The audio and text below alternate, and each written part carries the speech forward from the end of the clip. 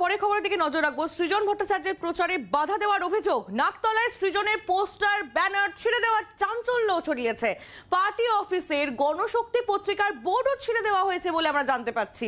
সৃজন ভট্টাচার্য যাদবপুরের বাম প্রার্থী, তার প্রচারে বাধা দেওয়ার অভিযোগ, সেই ছবি আপনারা দেখতে পাচ্ছেন এখানে। পোস্টার ব্যানার একেবারে ছিঁড়ে মাটিতে লুটোপুটি খাচ্ছে, সেই ছবি আমরা দেখতে পাচ্ছি। এবং গণশক্তি যে পেপারের যে বোর্ড, সেইখান থেকেও পেপার ছিঁড়ে ছিঁড়ে ফেলা হয়েছে বলে অভিযোগ উঠে আসছে। সেই ছবিই আমরা এখান থেকে দেখতে পাচ্ছি। সৃজন ভট্টাচার্য তার প্রচারে বাধা দেওয়ার অভিযোগ উঠে আসছে। নাকতলায় সৃজনের পোস্টার ব্যানার ছিঁড়ে পড়ে আছে নিচে, সেই ছবি এই মুহূর্তে আমরা দেখতে পাচ্ছি। আমরা বিস্তারিত জানবো এই বিষয়ে, আমরা কথা বলবো। অয়ন ঘোষাল আমাদের প্রতিনিধি আমাদের সঙ্গে রয়েছেন, আমরা অয়নের সঙ্গে কথা বলে এই বিষয়ে বিস্তারিত জানার চেষ্টা করব। অয়ন রয়েছেন আমাদের সঙ্গে। অয়ন, ঠিক কি অভিযোগ করছে বামের এবং কি ছবি তুমি দেখতে পাচ্ছ এই মুহূর্তে?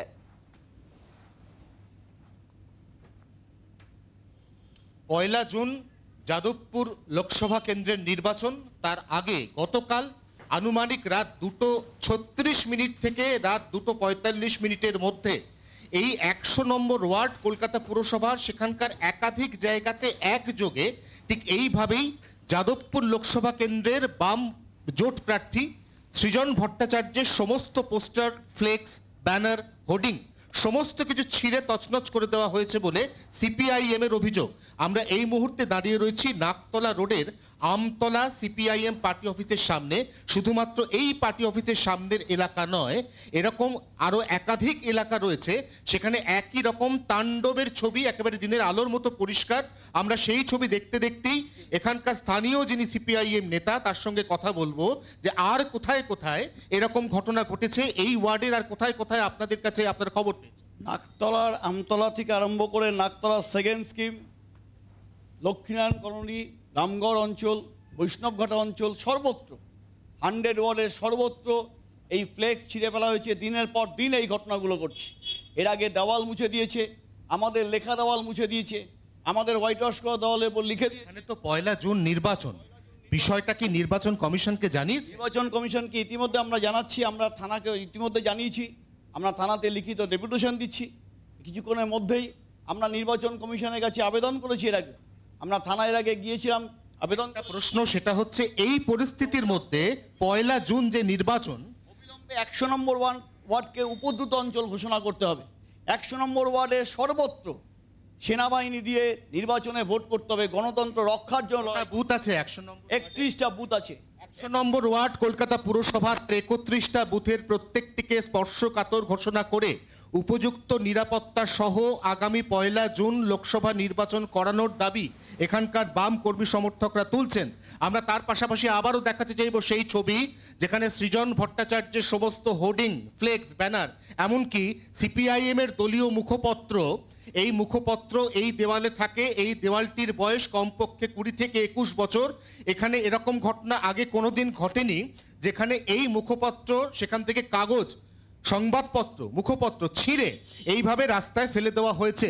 এবং ঠিক এই জায়গা থেকেই বাম কর্মী সমর্থকরা আশঙ্কা করছেন যে পয়লা জুন লোকসভা নির্বাচনের প্রাক্কালে এরকম একটা আবহ তৈরির চেষ্টা চলছে, এবং সেই কারণেই তারা গোটা বিষয়টি লিখিতভাবে নির্বাচন কমিশনকে জানাচ্ছেন, যাতে করে উপযুক্ত ব্যবস্থা গ্রহণের মাধ্যমে এখানকার নির্বাচন আগামী পয়লা জুন অবাধ এবং শান্তিপূর্ণ হতে পারে, যাতে মানুষ তুমি আমাদের সঙ্গে থাকো। এবং যে তাণ্ডব ঘটেছে, যে ঘটনা ঘটেছে, সেই ঘটনা সিসিটিভি ফুটেজ আমাদের কাছে এসে পৌঁছেছে। এক্সক্লুসিভলি সেই সিসিটিভি ফুটেজ আপনাদের সামনে আমরা দেখাবো। গতকাল রাতে যে ঘটনা ঘটেছে, যারা এই তাণ্ডব চালিয়েছে বলে দেখা যাচ্ছে, সেই ছবি সিসিটিভিতে ধরা পড়েছে। এই যে পোস্টার, ব্যানার, সেগুলি ছিঁড়ে ফেলা, এবং যে দলীয় মুখপত্র রয়েছে গণশক্তি, তার যে পেপার ছিঁড়ে ছিঁড়ে নিচে ফেলার যে ছবি কিছুক্ষণ আগে আমাদের প্রতিনিধি অয়ন ঘোষাল আপনাদের সামনে তুলে ধরছিল, সেই কাজগুলি যারা ঘটিয়েছে এবং কিভাবে ঘটিয়েছে, সেই গোটা ছবিটাই কিন্তু রাতে সিসিটিভিতে ধরা পড়েছে। সেই ছবি আপনারা এই মুহূর্তে দেখতে পাচ্ছেন, যে একেবারে ছিঁড়ে ছিঁড়ে ফেলা হচ্ছে গণশক্তির সমস্ত কাগজ এই দেওয়াল থেকে। এবং তার সঙ্গে সঙ্গেই যাদবপুরের বাম প্রার্থী, তার যে পোস্টার, ব্যানার, সেইগুলো ছিঁড়ে একেবারে নষ্ট করা হচ্ছে। সেই ছবিকে ধরা পড়ছে। বাইকে করে চেপে এসে কয়েকজন এই ঘটনা ঘটিয়েছে রাতের অন্ধকারে, সেই ছবি সিসিটিভিতে ধরা পড়েছে। এক্সক্লুসিভলি আপনারা সেই ছবি দেখতে পাচ্ছেন। সৃজন ভট্টাচার্যের প্রচারে বাধা দেওয়ার যে অভিযোগ, নাকতলার যে ছবি অয়ন ঘোষাল আমাদের প্রতিনিধি আপনাদের সামনে তুলে ধরছিল, যে চারিদিকে একেবারে তাণ্ডব হয়েছে তার একটা ছবি দেখা যাচ্ছে, বোঝা যাচ্ছে ছবিগুলো দেখে। এবং সেই ঘটনার সঙ্গে যারা যুক্ত, সেই কাণ্ড যারা ঘটিয়েছে, সেটা কিন্তু রাতে সিসিটিভি ফুটেজে ধরা পড়েছে এবং সেই ফুটেজই আপনারা এই মুহূর্তে দেখতে পাচ্ছেন। নাকতলায় সৃজনের পোস্টার ব্যানার ছিঁড়ে দেওয়ায় চাঞ্চল্য ছড়িয়েছে।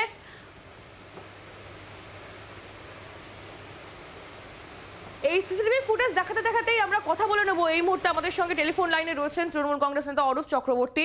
অরূপ বাবু, নাকতলা এলাকায় যেটা দেখা যাচ্ছে, সৃজন ভট্টাচার্যের পোস্টার ব্যানার সব ছিঁড়ে একেবারে মাটিতে লুটোপুটি খাচ্ছে, তার সঙ্গে গণশক্তি পত্রিকার বোর্ড ছিঁড়ে ফেলা হয়েছে এবং বামেরা অভিযোগ করছে যে দুর্বৃত্তরা এই ধরনের ঘটনা ঘটাচ্ছে এবং তারা নির্বাচন কমিশনে অভিযোগ জানাবেন। কি বলবেন?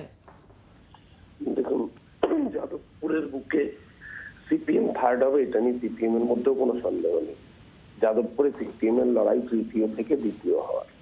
তো প্রথমের সাথে যেখানে কোনো লড়াই নেই, তাহলে সেখানে প্রথম কেন এই কাজ করতে যাবে? সিপিএম কে ফালতু ফালতু অক্সিজেন দিয়ে তৃণমূলের লাভটা কি? যাদবপুরের বুকে গতবারের রেজাল্টে বিকাশ ভট্টাচার্য থার্ড ছিল, 3 লাখ ভোট পেয়েছিলেন বিকাশ ভট্টাচার্য, বিজেপি 4 লাখ ভোট পেয়েছিল আর তৃণমূল 7 লাখ ভোট পেয়েছিল। তো এই দ্বিতীয়র সাথে তৃতীয় লড়াই থাকে, প্রথমের সাথে তৃতীয়র কোনো লড়াই থাকে না। আর পোস্টার ছিঁড়ে ফেলা সংস্কৃতি সিপিএম এর। আমি নিজে জানি, যেখানকার কথা বলছেন তার থেকে একটু দূরেই নেতাজি নগরের বুকেও সিপিএম তৃণমূল কংগ্রেসের একাধিক পোস্টার ব্যানার ফেস্টুন ছিঁড়ে ফেলেছে। দীর্ঘদিন ধরে এই কাজ চলছে। এখন নিজেরা না ভোটে জিততে পেরে নতুন নাটক অবতারণা করে লোকের সস্তা সেন্টিমেন্ট পুরনোর এই রাজনীতি, এটা সিপিএম বরাবরই করেছে। তবে যেই এই কাজ করে থাকুক, সেই কাজ মানে নিন্দাযোগ্য, সেই কাজকে আমরা নিশ্চয়ই নিন্দা জানাই। কিন্তু তার সাথে সাথে এই অন্যের ঘাড়ে দোষ চাপিয়ে সস্তা সেন্টিমেন্ট পুরনোর রাজনীতি সিপিএম বন্ধ করুক। সিপিএম 3 নম্বরে ছিল, 3 নম্বরে আছে, 3 নম্বরেই থাকবে, সেখান থেকে দ্বিতীয় স্থানে উঠবে না। যাদবপুরে সায়নিক সাংসদ হয়ে দিল্লি যাবে, সেটা নিয়ে কারোর মনেই কোনো সন্দেহ নেই। সেখানে ফালতু সিপিএম কে ফুটেজ দিতে যাবে কেন? কিন্তু আবারও বলছি, এই ধরনের কাজ কখনোই কাম্য না। সিপিএম যদি তাদের কোনো দুষ্কৃতকারীকে ব্যবহার করে সেন্টিমেন্ট পাওয়ার জন্য এই ধরনের কাজ করে থাকে, সেটাও সমান নিন্দন। ধন্যবাদ আপনাকে। তৃণমূল কংগ্রেস নেতা অরূপ চক্রবর্তী ছিলেন আমাদের সঙ্গে।